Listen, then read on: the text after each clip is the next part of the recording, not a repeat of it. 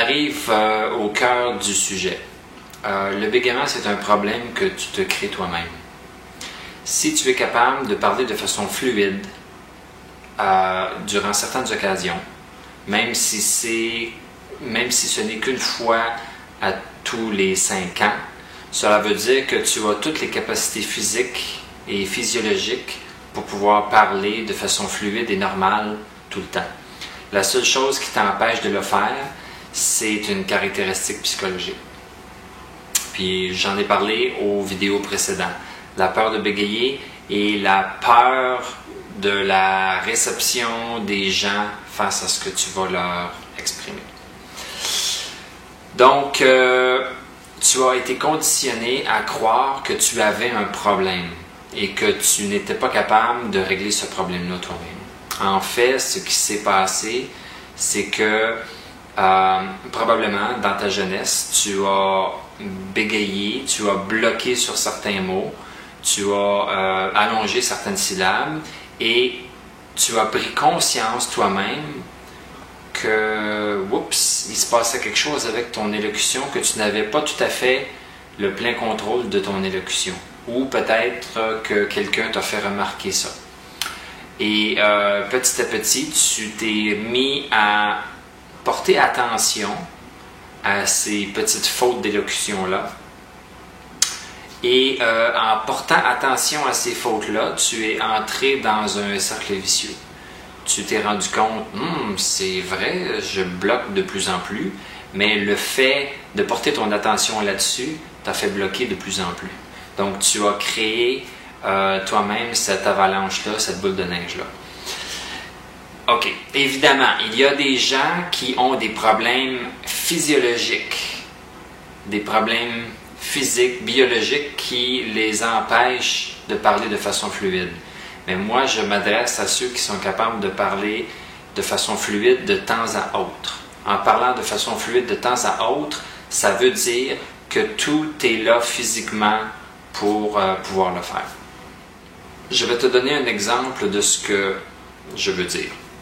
Si je prends une planche de bois de 30 cm de large et de 300 mètres de long et que je place cette planche-là au sol et que je te demande de marcher dessus sans mettre le pied à côté, tu vas être capable, mais tu vas marcher de façon automatique.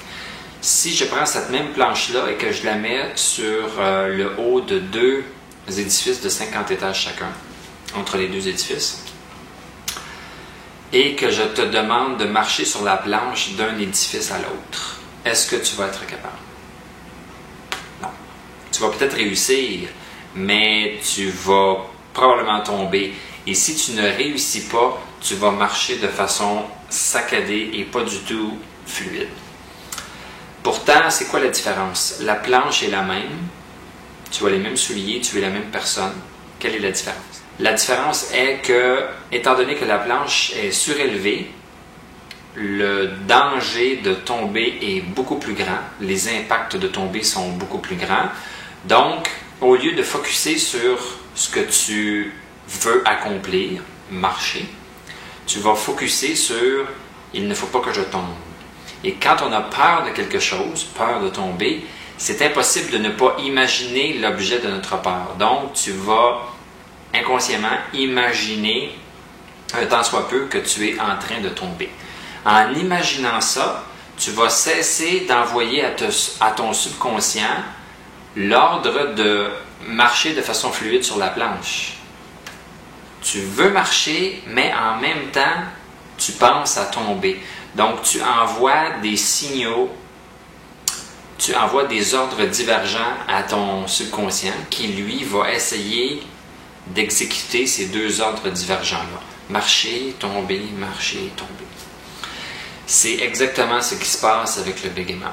Tu veux t'exprimer, tu veux dire quelque chose, mais aussitôt que tu as le désir de vouloir dire quelque chose et que tu commences à le dire, tu cesses de penser à ce que tu veux dire, aux mots que tu veux exprimer, aux émotions que tu veux exprimer. Tu cesses de penser à ça et tu te mets à penser à « je vais peut-être bloquer sur ce mot-là, je vais peut-être bloquer sur cette syllabe-là. Qu'est-ce que les gens vont penser de ce que je vais dire en tant que contenu. Et aussi, qu'est-ce que les gens vont penser si je bégaye.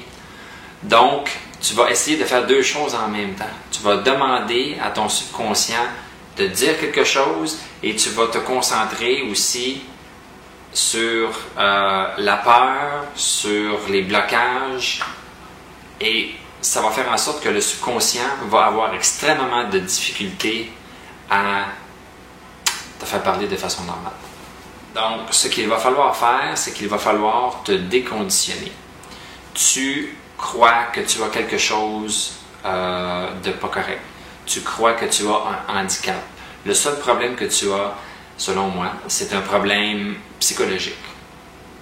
Le seul problème que tu as, c'est un problème psychologique. Si tu règles ce problème psychologique, tu vas cesser d'entraver ton élocution normale que tu es capable de faire de temps à autre.